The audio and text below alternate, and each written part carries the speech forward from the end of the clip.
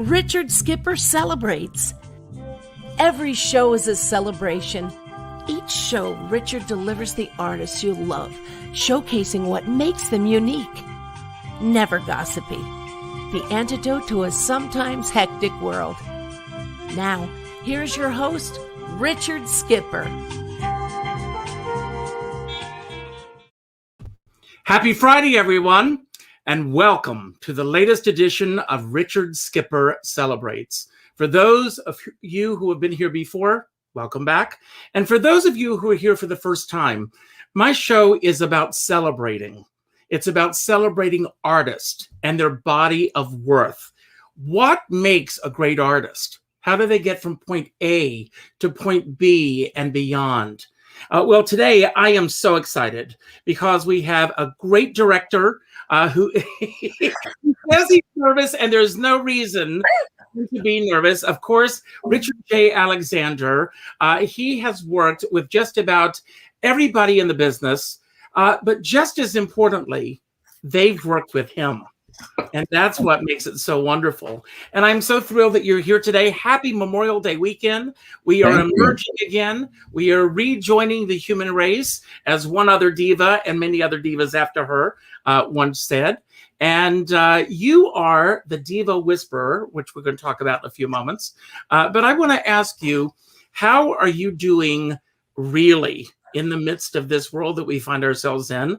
To put things in perspective, today marks 440 days since our theaters shut down. So a lot to digest there.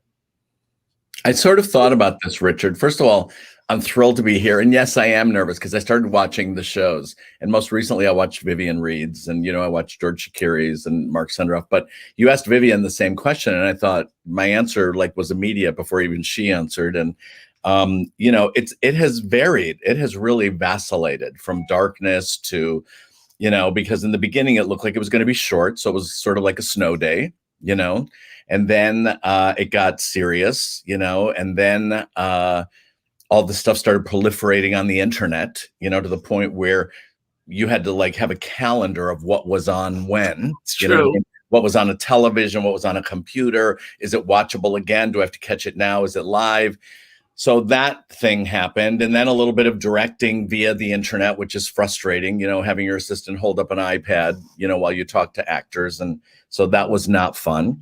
And then dark, I lost some friends. I have a friend in the hospital now in the middle of a heart transplant. The Nick Cordero thing flipped me out, and so there have been some really dark moments. And so people that say they've been fine or so, my new unfavorite word is pivot.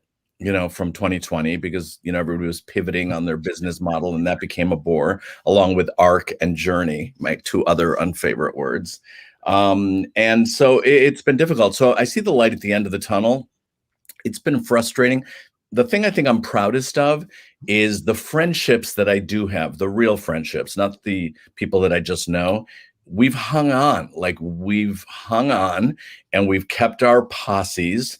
We've watched, mutual friends implode, do stupid things, go a little crazy online and stuff. And it's going to be hard getting back to reality. So I'm all over the place on this. But for me, it was never about work, because my career is sort of in the rearview mirror. I can work as much or as little as I wish. It's all my friends who've been cut midstream and faced so many hurdles. And so that's been the hard part, because as you know, I mentor a lot of people, young people, I see the future in them. They're a lot of my friends, the future.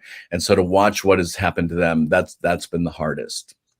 Well, what has been the biggest impact that this has made on you personally, artistically, over the past year? I would say that I fantasized a lot about shows, whether it's Kristin or Barbra or Norm, but musically, I love the fact that none of them need last names. That's true, right? I don't know. They're my posse.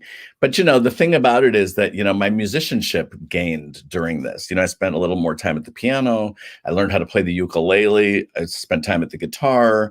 I bought a tap dance board. I was taking tap dance classes online, things to say. But the days were long. That was the depressing part. The days were really, really long, because it's not that I miss the work so much. I enjoyed the leisure and hanging out with my dog. it's the socializing you miss. Somebody just wrote an article in the Times about going back to restaurants. It's the fact that, let's say I go to Glass House Tavern, but I'm meeting my friends after a show. Then you bump into some actors you never met before. That's exciting. And then you see old friends and you hug. That's been missing for like 14 months. That's the hardest part. You know what I'm saying? When I go back to New York, I want to see Bjork and Donna and Leroy and, Julie James and, Dave Quinn and like all my friends and you and, and go back to 54 Below and drop in and see acts and go to Susie Mosher and go to Cast Party. And I miss it because, not unlike you, I'm in a club or a theater 4 to 5 nights a week. Right. So that's what I miss. I can't sink my ass into the couch and do this viewing of, a billion hours of stuff. I go crazy and then I get depressed. Alcohol has helped also. And I discovered edibles, and that's been helpful. And so has this pink lemonade vodka. This is helping me today. Oh, good. I love the fact, and I'm drinking coffee, but here's to you, Richard.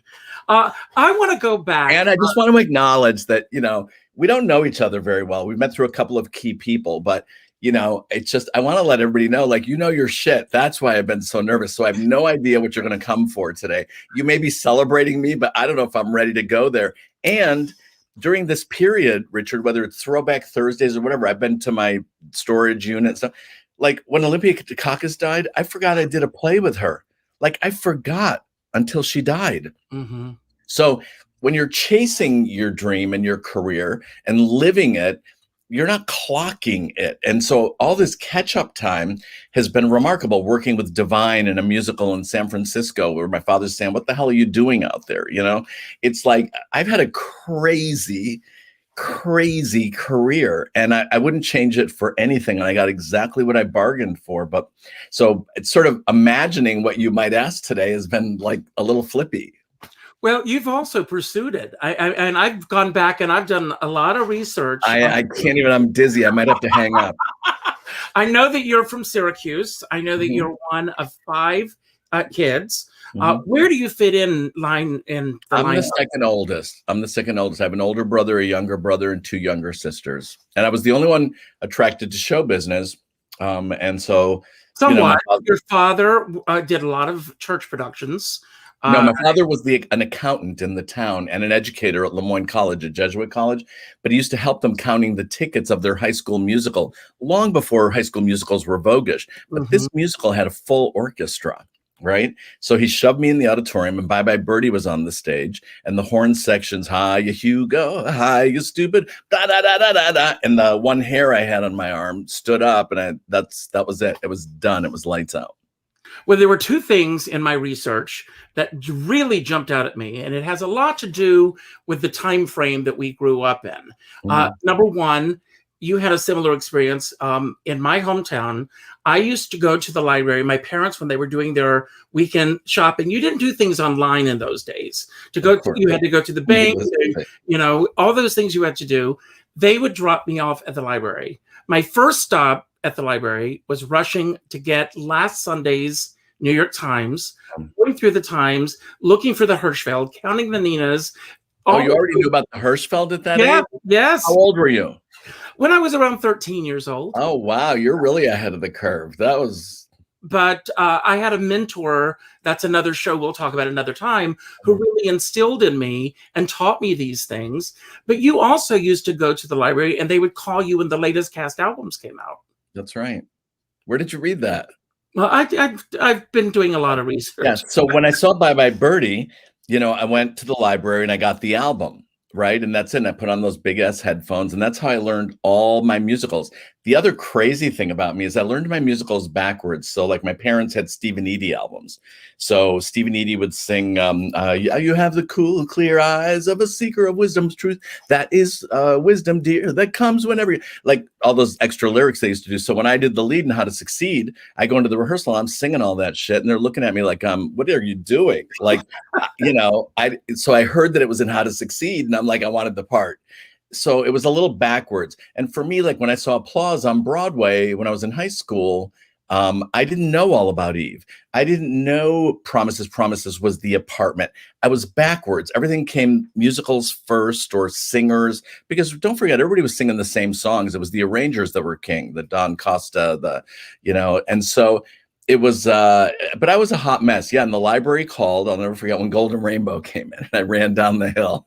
I knew every word. And so imagine meeting Stephen Eady. It's like, you're looking at somebody who all his dreams have come true. So I had a Barbara Wall and I had Bernadette and Liza and Lauren. The law of attraction was happening in my little bedroom in Solvay, New York. And it's surreal. It's just impossible that this could possibly happen. And the other thing was that your parents were involved with the Columbia record program. Yeah. Where, I got in big trouble thinking that I could buy all these albums for 99 cents, for a penny or whatever. Yeah. And then all of a sudden they're coming in on a regular basis. Right. And your parents had to cut the checks and you got yelled at and they threw a tap shoe at you. I lived it. Well, same here, but you got involved stepping outside of your own circle, going and getting involved with theater groups and everything outside of your normal circle, and reaching out beyond yourself, which I love. I chased it, but that's why I love community theater and I see myself in all these young people. I knew there was a world bigger. I was reading the New York Times, but my dad was buying it for me on Sundays. And so I went downtown and worked at Salt City Planners. But you want to hear something crazy? I was cast in a Syracuse University level production of West Side Story. And guess who else was cast in it? But he was at the university. Mark Sendroff. Wow. So he quit the show. I did the show, and that was a jet of all things, if you can even comprehend. Was he a jet or a shark? I think he was a jet. Okay. But we discovered this later, I think when I became his client, or maybe when we started talking about Wagon Wheel or something, but we would have been in the same show. And it was Syracuse Musical Theater. And I would go. And so I didn't really care about high school. I didn't care about biology and trigonometry and everything. I was the worst student. I was going into show business. I knew that Golden Rainbow had $1 million advance at the Schubert. I failed algebra 3 times. And, I would go, what does this have to do with show business? I'm going into show business. And they would make fun of me. And my dad, stood by me. And yeah, it's crazy. But yeah, I seeked it out, just like I seeked out summer stock my freshman year in college. Well, I love the fact that you said that your father supported you in this dream. When I went to my parents and said, I grew up on a tobacco farm in South Carolina, I'm going to go to New York and be an actor. It was almost as if I was speaking in tongues, something that they do a lot of in South Carolina, by the way. So it was just so foreign to them. My dad, because he was an educator, he saw my enthusiasm and he knew it was important to be passionate about something. But after my dad passed away, after both my parents were gone, my older brother, Frank, put together a box for each of us of stuff from the house. And there was a letter in there. I won't cry because I think I'm past the tears, but he sent me a letter from my dad sent him when he was in the Marines. And he said, Dickie is playing the lead in How to Succeed in Business. And everybody in town is talking about him. I think he might have something. I'd never seen this letter. And so my brother sent it to me. And, how did he take care of 4 other kids? I felt like I got full attention. He drove me to summer stock at Southern Illinois University. It's crazy. I remember being a focus. It's impossible because he paid attention to all my brothers and sisters. But I wouldn't have changed 1 minute of it. My parents weren't in show business. Of course, they wanted you to be safe. And, but after I did Saturday Night Fever and I shot a whole bunch of commercials because I could do this, and the money was falling out of the mailboxes in the old BBD&O days, he knew I was going to be okay. And we started doing real estate and all of that. But my dad was rock solid, as was my older brother. I couldn't even afford my equity card when I got into equity. I think it was $75 and I borrowed it from my older brother. Wow. And I promised him I'd pay him back. I got the tour of the Me Nobody Knows. And as early as that's when I met people like Ken Page, who was touring with Guys and Dolls. They were playing the big houses. Me Nobody Knows was playing the smaller houses. And we became lifelong friends. We were just talking about it the other day. I'm going to do his new show at Feinstein's on September 7th. And, it's just, we've been friends that long. But, when I used to usher for the Famous Artist series, which was the Bus and Trucks, right? And of course, I've worked with Bob Billig and all that. He was the conductor of that tour at the Lowe's in Syracuse, with No Nanette. Imagine if I'd met all these people then. There's programs now and boot camps and all that. But I don't know. It's still, I definitely have opinions, but I think the good thing about me, my shiniest quality, is that I'm not jaded. You know what I mean? I still love it. I go into a theater and the lights, and I still get excited because the possibilities are endless. Richard, Until that's one of the things I love about you. That passion is still so strong within I love you. it. I love it. No matter how hectic, no matter how many jobs you're doing at once, whatever. And I love the work. Richard, I've seen you interview a lot of people. A lot of people say they love the work and they're lying. They are absolutely lying. They're so result oriented and they want to get to it. That's why, like, I've been with Barbara for 20 years. You know, the work is extraordinary. Working with somebody like Donna McKechnie, the process, Bjork Lee's commitment, Norm Lewis, you know, mining a song, Bette Midler, the rat-tat-tat-tat vaudeville of it all, Bernadette Peters, you know, everybody's like, oh, Bernadette, she's so cute, she's so cute. It's complicated. It's a lot of stuff going on. I don't mean in a bad way. I mean in a process. You got to remember these people have worked with the greatest directors. And one of the most amazing things for me is that, like, I never met Joe Layton. A lot of people tell me that I'm like him, but I don't really know that for a fact because I never met him. But if you think about it, Joe worked with Barbara, Joe worked with Bette, Joe worked with Bernadette. You know what I'm saying? Joe worked with Joel Grey. And so, you know, I'm not pretending, just like, you know, at Hal Prince's memorial, Stephen Sondheim said that, you know, Hal always used to say, I'm sorry, nobody will have a career like mine. I'm certainly no Hal Prince, but I understood that because I feel like nobody will have a career like mine either.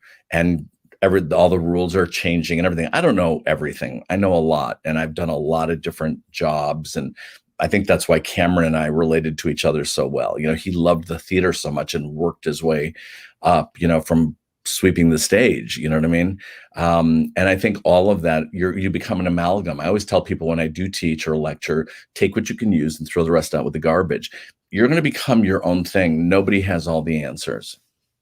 You mentioned the friends that you've met along the way, and we're both in a business. Let's face it. You do a show, and you may never see those people again, even though you had that bond for that period. But it seems to me, looking back and everything that I've read, you have this ability. You have remained friends with so many people from the very early stages of your career. What do you think it is, personally, from your point of view? I have my own take on this. I think it's a varied answer. So first of all, you know, long runs started happening a little closer to where my career started. You know, shows used to run a couple of years, 3 years. So like Amadeus running as long as it did, or, you know, Les Mis or Saigon or Phantom or whatever. Those things become families. There's marriages, divorces, you know, AIDS was devastating us, you know, lots of things, levels of commitment, you know, sense of community. You know, Donna tells a story in her show about when they'd go out and audition. If they got the jobs, they'd really dance. If they didn't get the jobs, they'd dance. I've learned so much from Donna and Bjork and Leroy. Like when Leroy did Dolly, did you come down and see it by any chance? We saw each other that night. We were at the theater the same night. Is that true? That's true. Yes. I'm getting old. Charlotte, But, you know, I always learn something from. I always learn something from Leroy. But for me, like that particular day or afternoon or evening, whatever it was So Long Dearie that lit me. Like Leroy doing, you know, So Long Dearie just like lit me. And every time Leroy and I see each other, it's like we got to sit down and talk. Like, I hope we'll get a little gossipy today. I know you don't do gossip, but I live for gossip. Leroy, I mean, I will tell you a funny story about Leroy. Leroy and Bob, and rest his soul, I love him. Yes, absolutely. Beth Fowler and Jack came for dinner one night, and we sat down at 7 p.m. at our dinner table. And at 1:30 in the morning, Bob said, I don't know about the rest of you, but I need to go home. Because Leroy, it's just these stories. And of course, I love hearing them. When I say that I'm not interested in gossip, I love celebrating people. And if people, you know, sometimes people want to go in the realm of tearing someone down. And if that person's not here to defend themselves, I don't want to go there. But stories, I'm always open to that. It's interesting, like Marty Ehrlichman, Barbara's manager of many, many years, and I have become very close. And some people go, how can you listen to all those stories? Go, I'll take it. But to sit in rehearsal with like Jay Landers here, Barbara there, Marty there, and all of a sudden when Brooklyn comes up or the past or stories, and they go off and they become these two Brooklyn kids. And I don't care if we're rehearsing or not. I soak up every little bit because this is it. Like, this is, there's no official book yet, and so to hear these stories firsthand is amazing. And I live for that stuff. I want to, out of all the people that you've worked with, what do you feel is the greatest piece of advice that you've gotten in this business that has impacted you with the artistic side of you, and also for the side of you that is not enmeshed in show business? Wow. Well, first of all, just in terms of personal relationships with people, don't get involved in pillow talk, or anybody who's sleeping with anyone, or, get involved in relationships or stuff like that. You'll lose. But there have been a number of little things in my career that launched changes. So, for example, I had done Zoot Suit. That was my Broadway debut. And I don't know, a lot of people don't know that. I'm letting you know back. 1979 at the Winter Garden. Yeah, my mother was Cuban. My dad is Spanish American. Anyway, I got offered the movie for Universal, but I also got offered Amadeus at the same time.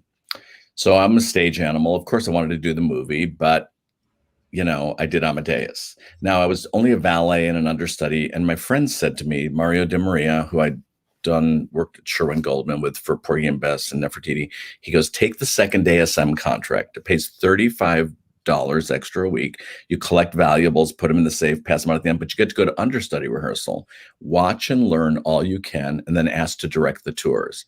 And that's exactly what I did. So that was life-changing, right? And so when I went to Nell and the Schuberts and Liz McCann, and I said, do you think Peter Hall and Peter Sheffer, whatever, approved me to direct, blah, blah, blah. And it was a complicated deal with William Morris, the National Theatre of Great Britain, and it happened just like that. Now, when I actually got the job, I saw Tommy Tune at Sardi's because I was at the Broadhurst, and Tommy was doing my one and only. And, we used to eat there on the actor's menu.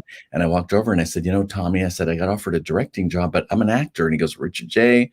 He goes, when I won a Tony for Seesaw, I couldn't get arrested until I did the club. Take the job. Now, back then, there weren't phrases like when one door opens, closes another one. He goes, you got to know when there's a crack in the window, or he said something like that. And it was Tommy who made me take that step into directing with just that little bit of advice. So there's little gems. And also, you don't know where you're headed. I mean, even though you're 30 years old, you're still a baby. You know what I'm saying? And that's when Cameron found me when he saw the tour in Canada and said, who directed this production?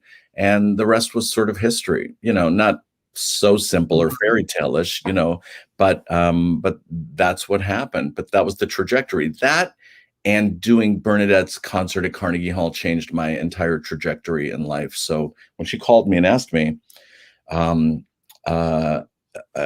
we did it, there's a lot riding on it one night. So then I knew it was good. I thought we should make an album. And then Jay Landers said yes. Then Stephen Holden called Judy Katz and said, we want to review it, but it's a benefit. But, and I said, Bernadette, what are we doing this for? And the stars aligned on that one night. And my whole life changed, my whole life changed. And I always thank Bernadette for teaching me truth. And when you do a show for somebody, just be truthful. Don't be tricky. Don't be complicated. Don't be go girl. Like, I don't do any of that stuff. Like an act should be world class. And if they don't like your truth, then that's somebody else's problem. That's not our problem. But, you create it together. It's not like you just tell people what to do. You're having a dialogue and create it. And, everybody gets cold feet at a strange time. There's some good amount of boxing and fighting and stuff like that. But luckily, it has all gone pretty well, Well, with each of these moments that have come along in your life, obviously you were ready at the right time when everything came along. I want to go back to that opportunity when it was presented to you to do the national tours as a director. This was the first time that you're directing, but I directed in college. The first thing I ever directed was The Fantastics, which was a joy my sophomore year.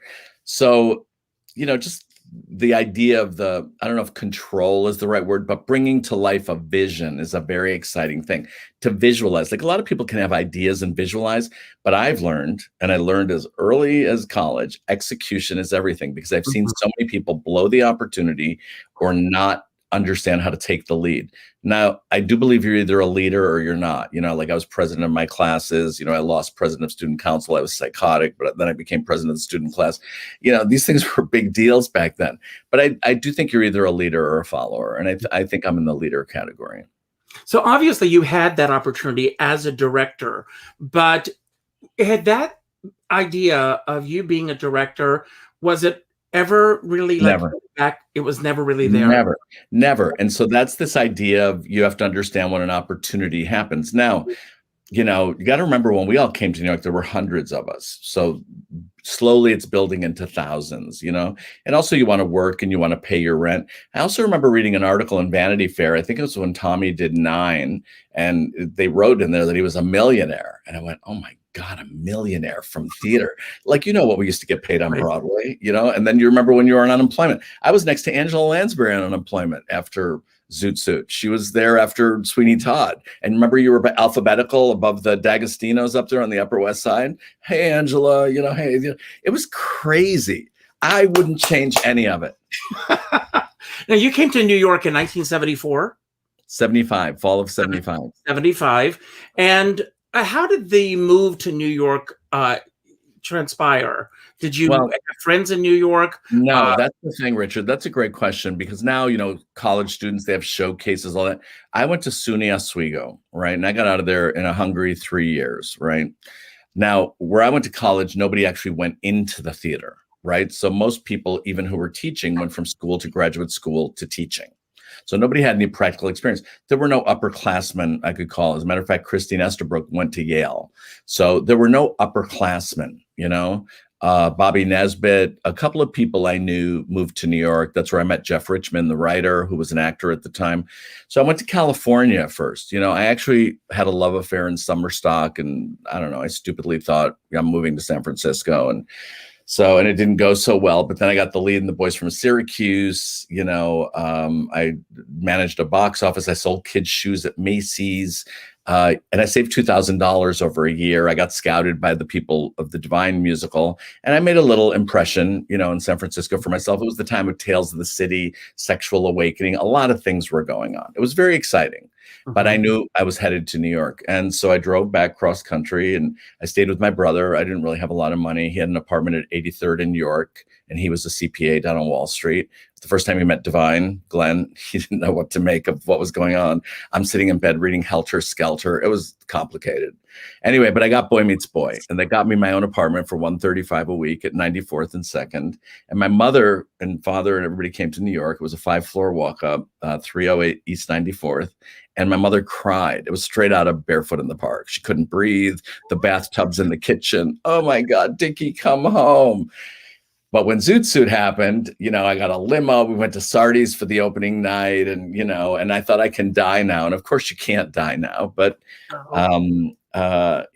it's just reflecting on all this stuff. I mean, I remember, my dad was so instrumental. I got the international tour of Godspell as Jesus, and it was $1,000 a week. That was a lot of money back then. Mm-hmm. So I woke up my whole family, and and I grew up as Dickie. And so when my dad wanted to have a serious talk, he would say, Richard. My dad was silent. And I go, Dad, what's wrong? And he goes, Richard, what did you go to New York to do? And I said, to be an actor and be on Broadway. And he goes, okay, so you're going to go away. You're going to tour for 52 weeks in Europe. You're going to come home with $52,000. And then a new group of students who've graduated are going to be in New York. And you've wasted a year of meeting people. There was no word like networking back then. Mm-hmm. So my ego was, ridiculous, blown out. And I gave up that job, just on the advice of my father, just a little guidance. And 6 weeks later, I had my first Broadway show. Just a little decision like that. Like I remember the audition, Patricia Birch. Of course, I knew about Grease and about, Over Here. And Luis Valdez told me I was a fine actor. And I'm thinking, yeah, you're full of shit, blah, blah, blah. And I went home. I think I smoked a joint, and there was a message on my answering machine, 489-1300. And he called, yeah, congratulations, you're going to Broadway. I wouldn't trade any of it. It's just what we were doing. Well, I want to ask you, that first night that you are standing on a Broadway stage, you're living your dream. Were you able to really, breathe it all in? Or absolutely. Absolutely. It wasn't your standard Broadway show. It was a passion play that had come from Los Angeles, where there were beer bottles in the, parking lot and stuff. But I met people like Gordon Davidson. I loved Luis Valdez, Danny Valdez. And I got to work with Edward James Olmos and Lupe Ontiveros. And, now they're all Mexican and I'm Cuban, Spanish background. So they're running around, orale, orale. I'm like, what the hell is going on? Like, I had to learn a language, learn how to work in a zoot suit, do photo shoots with Ken Duncan. But I was present. The only thing that was different about me is my brain was already ahead, because I was thinking, I don't know if this town's going to go for this, because I was one of the few New Yorkers. They only cast New Yorkers in the parts that people didn't want to come from LA. So I didn't think it was going to run long, even though I was happy to be there. And so, I saved my money over those 6 weeks while everybody, we're going to run forever and stuff. And I'm like, okay, but we're still, like, when Lupe passed away, but we stayed friends for years. Eddie Olmos, when we see each other, it's just like Ian McKellen. Like, when we all see each other, those Amadeus years were extraordinary. That out-of-town tryout with Peter Sheffer typing on the typewriter and giving the carbon to Tim and the original to Ian, and working out that last scene. And, it was so exciting. But Ian, when we came to New York on Tuesdays, the day after the day off, he would workshop the whole company, and he taught us the sonnets. I mean, can you even comprehend this? We all knew the Shakespeare plays, but it was just extraordinary. It was an extraordinary experience. I can't even believe, like, I lived it. It seems like I'm telling somebody else's story. Now, have you always made a living in this business, or have you ever had to have any other survival? No, this whole time in the business, whether it's staging girl groups, summer stock, tours, early on, I did Christmas help at Tiffany. I worked at Brentano's. I worked at Spaghetti Works, a restaurant called Reverse. And that was it. And then my first production job doing house seats in Sherwin Goldman's office for Porgy and Bess, which then I went to Europe and the tour, and then Nefertiti, which I knew was bad, but there we are in Chicago. With Andrea Marcovici. I'm sorry? Andrea Marcovici. Yeah, like Jack O'Brien, I'll never forget. Not since Deborah Carr and King and I and stuff. We're still, I know. But Bobby Lapone and Michael Nuri and Jane White, it was exciting. Marilyn Cooper, Bob Billy, the musical director, David Spangler. It was exciting. Michael Corbett, Patrick Kinzer-Lau, who I'd seen in Pacific Overtures. I don't know. It was just exciting, Richard. It was really exciting. Well, with all of these incredible things that have happened in your career, what has been the longest stretch of time excluding this past year, of course, that you have been without work, and what got you through that period? I really have never been out of work, like, ever.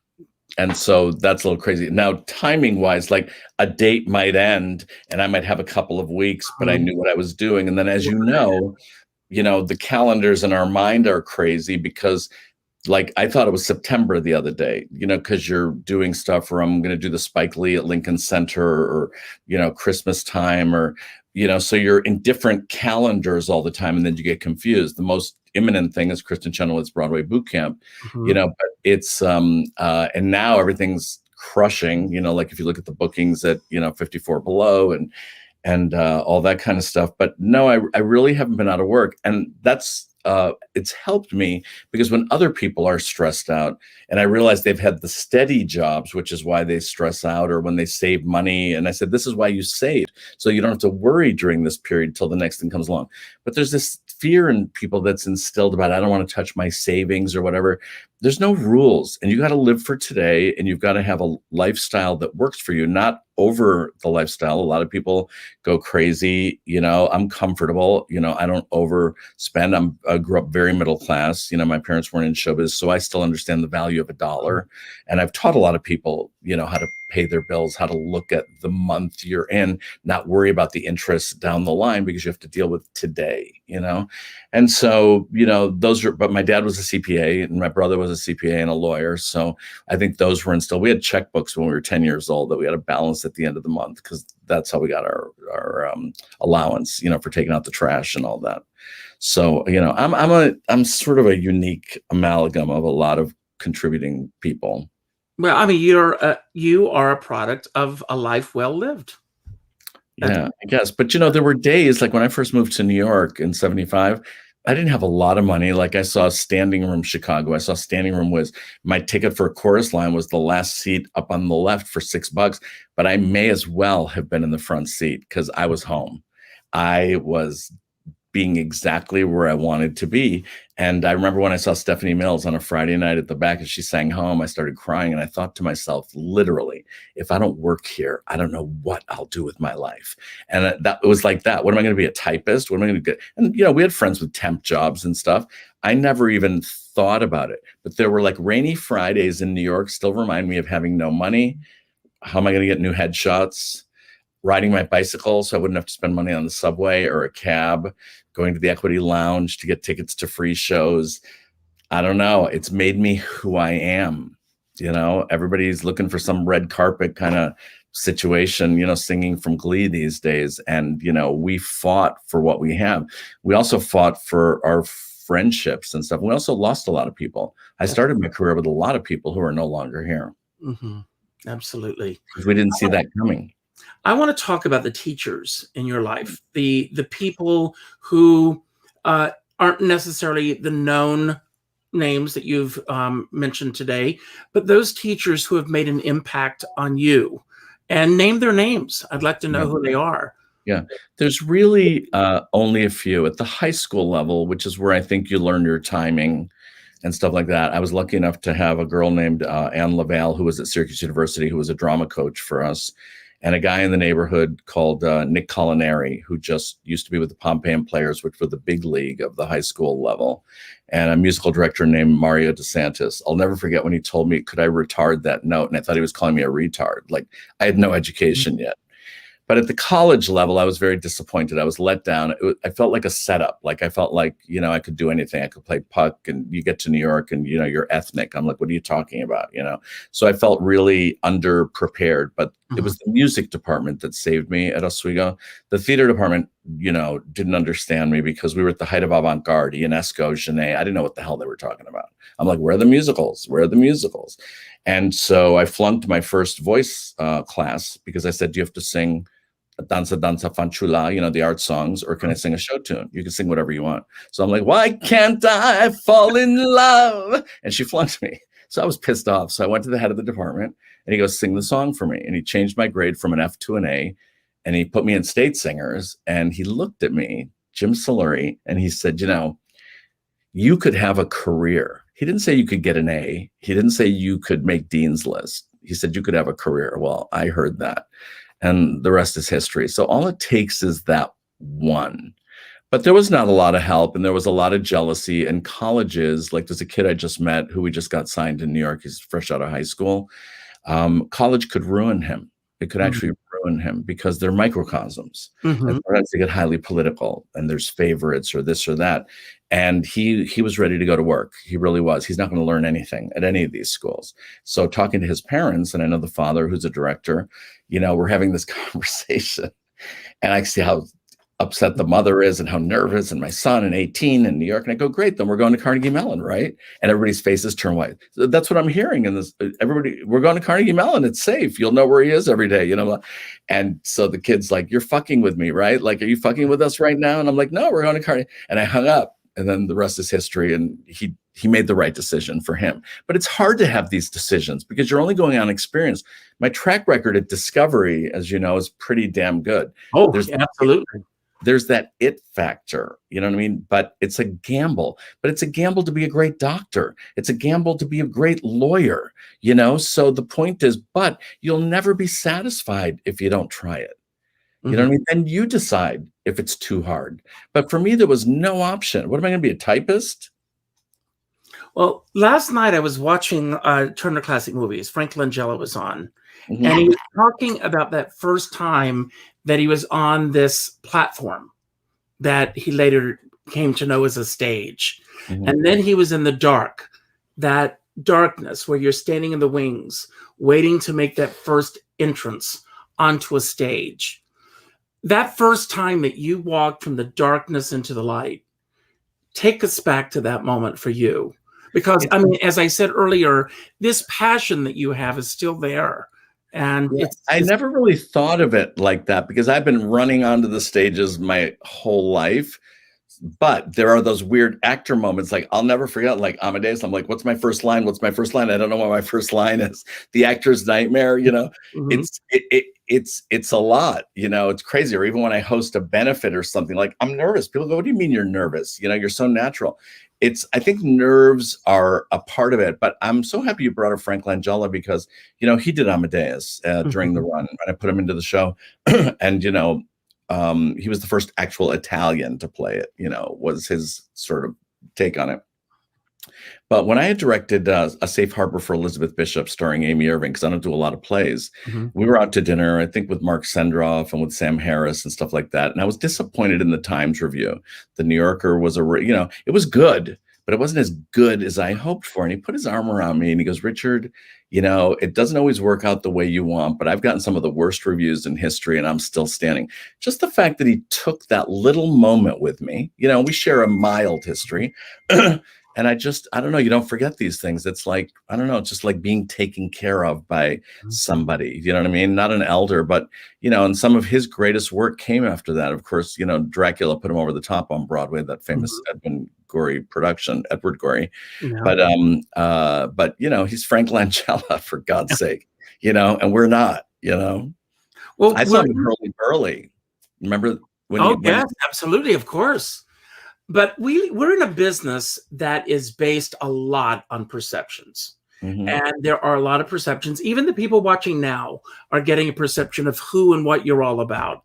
But I want to ask you personally, for yourself, what was that moment for you when you felt, wow, I can't believe that I'm at this moment at this time in my life? I would have to say that it's past the theater stuff. The interesting thing about like the Mackintosh years, or, you know, I was the moving target, you know what I mean? Because I wasn't Trevor and John and I wasn't Cameron. So, you know, that was a sort of difficult period and a lot of things went on during that. But it was probably Bette and Barbra. I'll never forget Bette's first night in Chicago. You know, we had our first performance and she was singing Skylark. And I'm sitting back on the sound box, sort of crying, you know, because I used to get stoned to that album in college, you know, The Divine Miss Sam. And well, I want to go back to excuse me for interrupting, but if you can go back to when you got the phone call from Bette Midler. Oh, do you know about that phone call? Yes, I do. Oh, all right. Where did you get all this stuff? I knew this. I was walking on Lincoln Road. And by the way, I heard Bette was doing a tour and I thought, who's directing it? And Chris Ashley had the job. So, and I heard about it at the flea market and blah, blah, blah. And there was a girl there who said, oh, I'm working with Bette Midler and blah, blah, blah. So, you know, it's out of my mind. And so is this Richard J. Alexander? Yes. Who's this? This is Bette Midler. Who is this really? It's Bette Midler. I go, who is this? It's Bette Midler. Can you talk to me? I'm on my break from Stepford Wives and blah, blah, blah.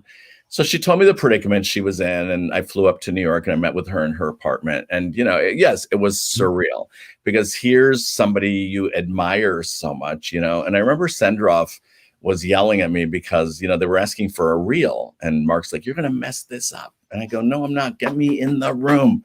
Because a reel is an editor's format. It has nothing to do with directing, getting from A to B to C. And so, and she had hired a choreographer and a director from the reel, and, you know, things were, you know, going a little bit awry because I'm like, if she sees Barbra or Bernadette or Ricky Martin or, you know, whatever, she's not going to see herself in my reel. This is a woman who works in a wheelchair and rolls around on the floor in a fishtail. And so I said to her that night, I said, Bette, I'm not leaving this meeting, this apartment, until you've asked me every single question and you know I'm the guy for the job. And, you know, it happened, you know. Same thing when I first met Barbra in, let's see, the year I turned 40, 93, and she came to putting it together that night, but we had a meeting in the afternoon. It wasn't until 2000 when I got called by Marty saying, do you have time, you know, to work with Barbra? And I'm like this, oh, I think so, you know. And so, you know, it's exciting. When it's happening, you know, it's not like you're I don't know, something seems normal about it. It doesn't seem, because you're already adjusted to celebrity and all of that and being around famous people or having them come backstage at Les Mis or Miss Saigon or, wherever. But it's and also I think people can smell hunger. They call it thirsty now. And I just, I don't know, I felt comfortable. I felt prepared. And also the most important part is that I knew their careers. Do you know what I mean? I understood their careers because I was a fan of theirs. And I think that's crucial. So I understood the body of work of Bette Midler. I understood the body of work of Barbra Streisand.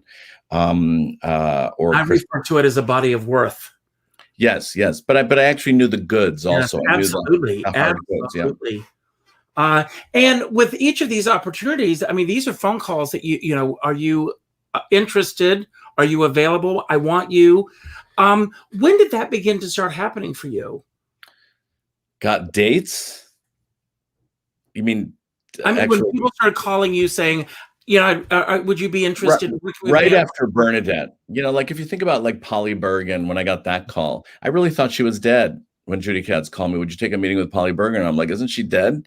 Because she hadn't been around.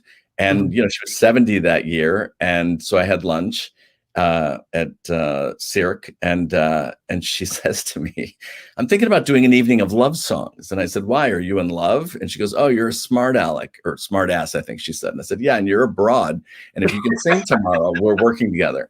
And that was a great experience. Like of all the people I ever worked with, my dad, when he heard I was working with Polly Bergen, he goes, oh, that's a star, and we struck pay dirt. And, but sitting there with Diane Carroll, sitting with Diana Ross, it was crazy. Even when Donny Osmond called me, I was driving one day and I go, who is this? It's Donny Osmond. Like, where did you get my number? And so I got invited to go to Vegas, or Donna McKechnie was my house guest when Kristin was interviewing me on the phone, and all my shit was on this desk because I was talking to her, with the manager and stuff. It's each one has their story, but Donna was here. I got whisked off to Las Vegas like in a heartbeat. And with each of these opportunities that have come your way, I want to ask you, how ambitious are you on the spectrum in terms of the actual pursuit? Obviously, you've gotten these calls. You were prepared. They wouldn't be calling you if they didn't think you couldn't do the job. But how ambitious are you, Richard, in terms of the pursuit of this business? Not so much. I mean, I just turned 68, so I don't know when I would have answered differently. I think it just became the de rigueur. It became my normal,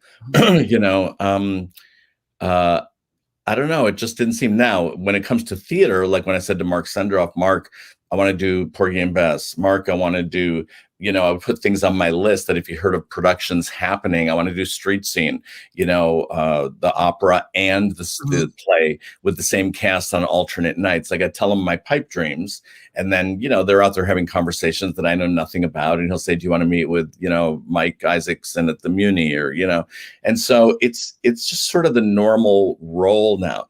It's the odd, reach outs of, I heard about you from so-and-so, would you like to come meet with us? And also Facebook, like a lot of people make fun of Facebook. I remember I landed to do Donny and Marie. I go, okay, let's do this, Flamingo Hotel. And so the head of Cirque du Soleil saw I was there from Facebook. Would you like to come have a meeting? So that's been sort of remarkable. The other thing about Facebook, it makes you a little reachable. So, people think you're like a for hire, and that's not the case. You know what I mean? Just, I don't want to say normal people, but, it's just not like you're just available. You do pick and choose, you know what I'm saying?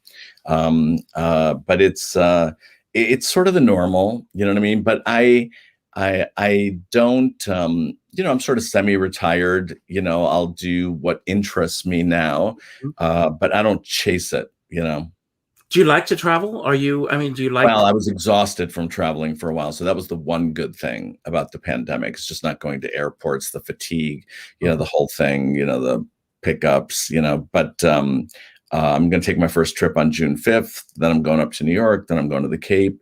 So it's starting to happen, and we'll see. It's old. When you're older, people can say you look good all they want, but tell your lower back, tell your knees, tell your, you're getting older. That's the end of the story. And luckily, I don't have to wear 5-inch heels. But working with people like Deborah Cox or Barbara or whatever, when it comes time to pick the shoes. We had just done a Christmas thing, which was interesting. And she'd been living in Uggs for a year, Deborah Cox. So to put on, I had to walk her to the stage. It was like being on stilts, to make your entrance. Same thing with Barbara, like how high is the heel, the length of the pant. All these things are crucial. They're just crucial decisions. And so, and I have my favorite shoes kinds of people, that do what, I'm interested in, the look and all that. But it's interesting. Even Norm Lewis, he had a little joke at Lincoln Center. So he's been walking around in socks, bare feet, and slippers. So he wore high tops because he just couldn't stuff his feet into his shoes yet. It's a lot. And you have as many shoes as I do. But every time I put them on now, it's like, whoa, I'm out of practice. It's like walking again. I want to ask you, looking back over the trajectory of your life and career, the business has changed a lot, obviously, since 1974, 1975. What are some of the things that you really love? Facebook obviously is one aspect of that. Things that you love about changes in the business. What are some of the things that you really still resist? And what do you miss the most beyond the people that are no longer here? I don't resist any of it because it's always changed. And, they call it the fabulous invalid, right? And it always bounces back. And we've seen it, whether the people are bitching about the Disneyfication or, I want the old Broadway or this or that, but I think it's the young people. I think, when we were young and pursuing careers, Richard, Broadway people had very little chance of landing television series or films or something. And that has gone totally gray, and thanks to people like Ryan Murphy and, all these people, there's such, theater people are jumping on and off of television, whether you're Audra or you're Jeremy Jordan or you're Norm Lewis or, and so I love that aspect. Also, there's not season. You used to go for pilot season, remember? And you either came back a loser or a winner, or you were a summer replacement series and it was canceled. All that stuff is gone. So I love that actors can be actors. And if you sing, you're not, a weirdo from Broadway. So I love all of that. I also love all the new, I love hanging out with Craig Burns and Jen Namoff and, all these young people who go and search out talent. Because, I grew up with Vinnie Liff and Jeff Johnson, who also used to be in theaters every night. Do you know what I mean? Or the Marvin Krause office or Gary Gunnis or, Billy Rose, these were all, and these people all have the infection that we had, so I still see it alive, in the young people, Julie James, Dave Quinn, like all these people. And so I'm attracted to them. You know what I mean? And I hang out with them, even Andrew Gantz and I talk all the time, and I think they started, the internet stuff and the diva chat. I'm great friends with Rob Diamond. So I have a lot of information sources, not in a gossipy way, but just to get a temperature of what's going on. And, we've been watching our peers argue with each other. How are they going to go back? And, there's sort of a heated war going on, so this slow entry of Broadway. But I'll be the first one there crying, when the lights go out. And I do still love it. But it's morphing. It's going to be different. I hope nobody gets COVID in any of these shows so that it has to shut down, because that'll be an alarming thing, reading about Times Square. But all the New Yorkers I know, when I'll post something and it'll talk about violence or it's depressing or whatever, they go, it's not true. Don't read the New York Post or whatever, because everybody's still proud of New York. You know what I mean? And I was a 40-year New Yorker, like living in New York, the subways, the whole thing. So you're a New Yorker forever. And another 100 people will always get off of the train forever and ever and ever. And so you miss living in New York? I'm sorry? Do you miss living in New York? No, not at all, because I'm older. So now it's a lifestyle thing. And also I'm established, so I can travel from anywhere. When you're hungry, you got to be there. You got to be where the action is. Listen, I was watching Halston. I was there. I was in that apartment. I was there with Liza and Martha Graham and, Amy Irving and Peter Firth and the Bottoms Brothers. And, it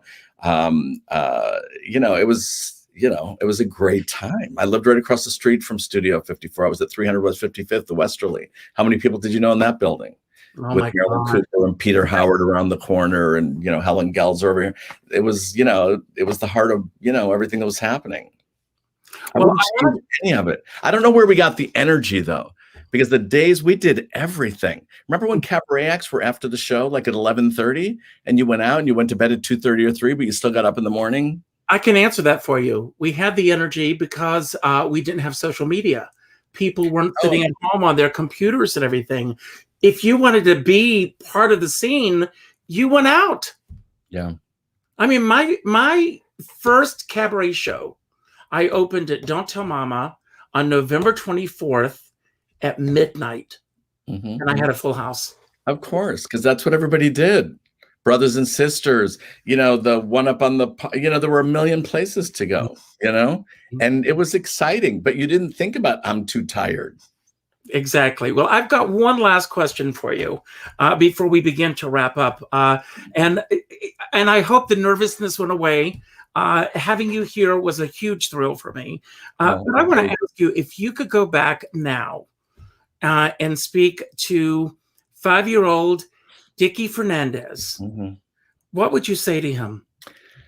I don't really have an answer because it went exactly as I'd hoped and more. I mean that sincerely. Mm-hmm. It was always about processing advice and who you listen to. I only listen to people who know more than me. My dad always kept me on track of remembering the goal.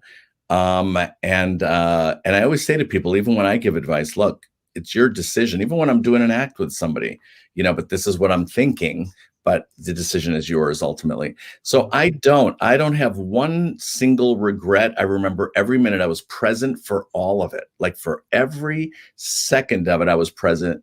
And, other than I have to say, like, love affairs, like I'm just creeped out. Like, you just can't, how did I do that? Why did I get into that?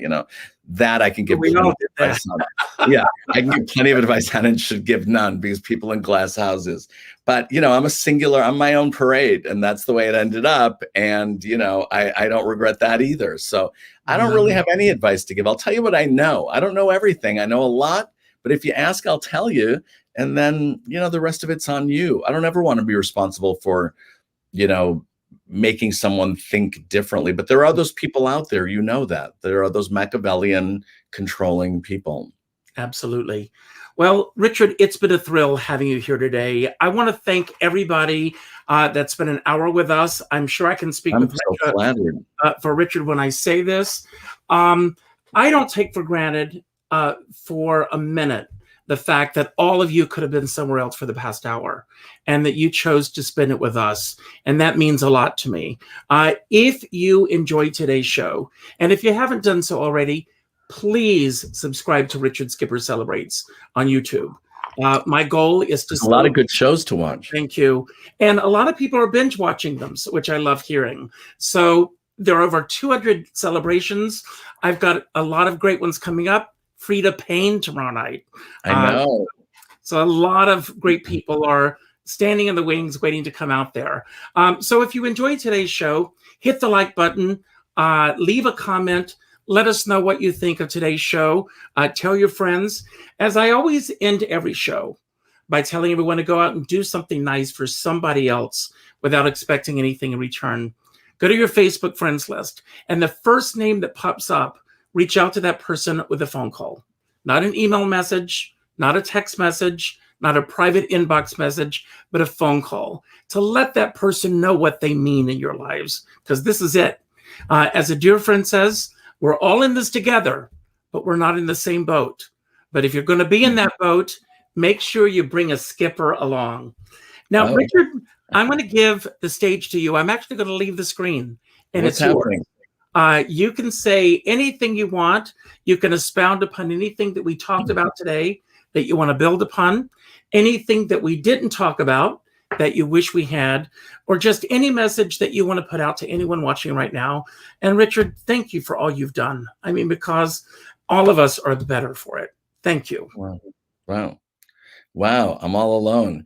I'm very flattered that you joined us today, or if you're going to watch it later. When Richard wrote me, I thought about it for a while because I wasn't sure. I love what I do. And I think that's really important. I know a lot of people are doing stuff that they don't love.